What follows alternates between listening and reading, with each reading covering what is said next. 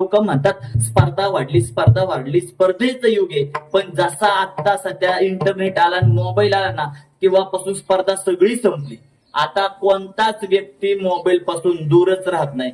आपली लेकरं किती स्क्रीन वॉच टाइम आहे त्यांचा, एकदा चेक करत जा. आपल्या लेकरांना मोबाईलचा जर छंद लागला तर जीवनामध्ये तो कोणताच गोष्टीला आता राहणार नाही, कारण ते पुरुषार्थ राहतच नाही त्यांच्याकडे.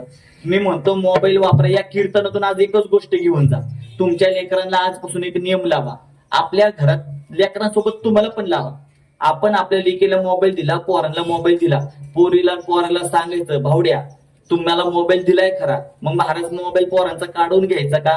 अजिबात नका काढून घेऊ. मोबाईलची गरज आहे, पण रात्री 10 ते सकाळी 6 कोणत्याच लेकीला आणि कोणत्याच लेकराला मोबाईल देऊ नका. हो काय, त्या ड्रावर मध्ये ठेवा, मी पण आणून ठेवतो म्हणायचं. बघा तुमची पोरं 80% सुधारत्याल. रात्री 10 ते सकाळी 6 या दरम्यान पोरं रात्री 2-2 वाजेपर्यंत जागे राहायला लागली. आता करायचं काय? त्याची निद्रा नाश होती, त्यांच्या बुद्धीचा नाश होतो, स्मरणशक्तीचा नाश होतो. आणि मग अशा लेकरांकडून कोणत्या गोष्टीची अपेक्षा ठेवता? त्यांचं भाग्याचा तर पूर्णपणे नाशच आहे. जी लेकरं सूर्य उगवल्यानंतरही झोपतात ना, सूर्यदेव त्याचं सगळं भाग्य घेऊन जातो. आणि जी लेकरं रात्री 2 वाजेपर्यंत मोबाईलवर जागे राहत असतील ना, त्यांच्या जीवनातला उत्साह सगळा संपूर्ण जातो. उत्साहच राहत नाही. काय करायचं म्हणजे सारखा आळशी. दुकानातून भावळे तर मीठ तरी म्हणतो मी नाही जाणार, आता देवा त्या नुसतीच आळशी. काय म्हणलं की आळशी, नकोच हात पाडा असतो त्याचा.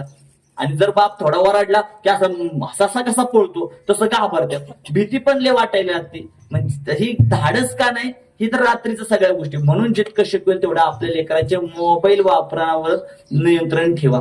एवढंच मला तुम्हाला सांगायचंय.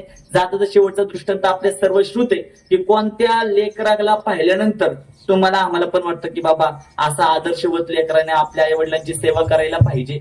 आत्ताचे आई वडील बाबा, त्या दिवशी आळंदीमध्ये रील्स लागली. म्हणजे एका पोराने आपले आई वडील म्हातारे झाले ना, म्हणून त्या दोघांना 2 व्हीलरवर बसवले आणि आणि त्या पुलावर गर्दी असते ना, त्या गर्दीत सोडलं आणि निघून गेलं पोरग. आता गर्दीवर सीसीटीव्ही न्यूज आलतं बरं का, सीसीटीव्ही मध्ये ते पोराने तिथं सोडलं, निघून गेलं. आता ते आई वडील चाच पडत इकडं तिकडं करत गेली.